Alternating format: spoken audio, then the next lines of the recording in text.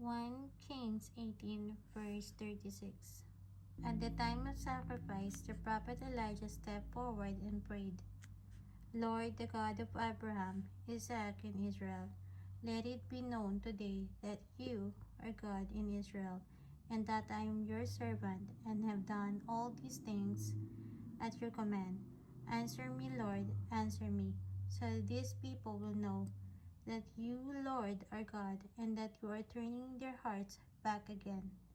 Then the fire of the Lord fell and burned up the sacrifice, the wood, the stones, and the soil, and also licked up the water in the trench.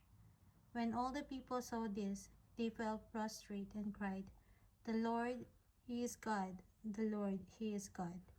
Then Elijah commanded them, Seize the prophet of Baal, don't let anyone get away.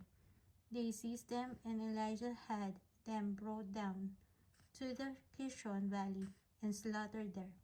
And Elijah said to Ahab, Go eat and drink, for there is the sound of a heavy rain.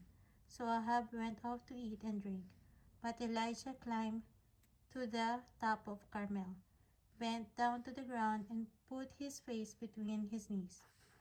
Go and look toward the sea, he told his servant. And he went up and looked.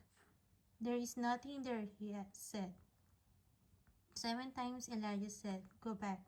The 7th time the servant reported, A cloud as small as a man's hand is rising from the sea. So Elijah said, Go and tell Ahab, hitch up your chariot and go down before the rain stops you.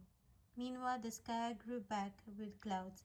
The wind rose, a heavy rain started falling, and Ahab rode off to Jezreel. The power of the Lord came on Elijah, and tucking his cloak into his belt, he ran ahead of Ahab all the way to Jezreel.